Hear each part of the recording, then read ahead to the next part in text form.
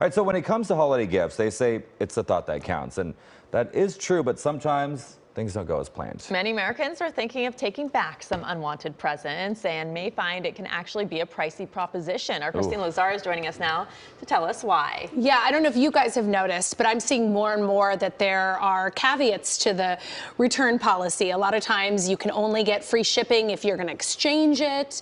It can be tougher. I always try to go in store, but even then, sometimes you're getting those restocking fees, which are never fun. Or you can't get the money back at all. You have to exchange it. Right, and there's also time periods. I remember it used to be like 6 months you could sometimes go. Now a lot of retailers only a month, so you need to make sure you know what it says on your receipt. Now retailers are ready for the holiday returns and many have their own policies. That's why consumer experts say every shopper should read that fine print.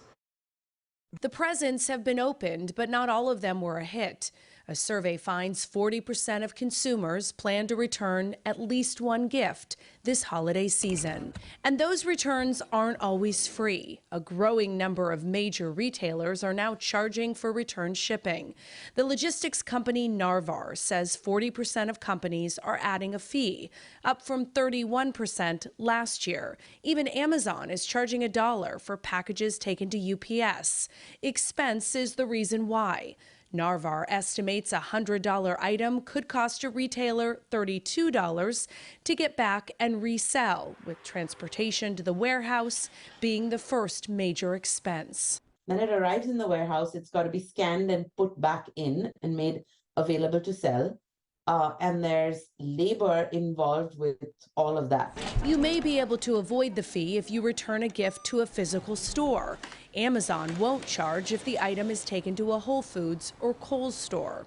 If you are thinking about making a return, make sure that you don't open any packages, leave all tags in place. Things like that can really help expedite your return and make sure you get the full value back. Samantha Gordon with Consumer Reports says most retailers allow returns up until the end of January, but there are exceptions for electronics. That return window might be a lot smaller. Apple, for instance, only gives you until the middle of January, and Best Buy is the same. And of course, the most important thing is a receipt to make sure you get back the value of your gift.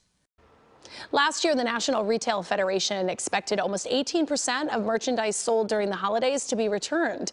That's estimated about $171 billion. And with an uptick in return fraud, retailers added some rules to protect against those losses. And I know it's also a problem for retailers where people then say they didn't actually authorize the purchase. Those chargebacks also have created a problem for them. So they're making a lot of rules for that as well. But it's interesting, there's a federal law. I didn't even know that. Yeah, and here, I need to double check, but I believe here in California, gift cards are not allowed to expire. Oh, good. We have very consumer-friendly laws. I'm going to check on that, and I'm going to let you guys know at 7 because I'm doing a story about gift cards. There is. Yeah, I found some a couple months ago, and I'm like, I wonder if these are still good, so I'll have to check. Yeah, I think They're in old. California, they're not allowed to expire, but I'm going to double check for you.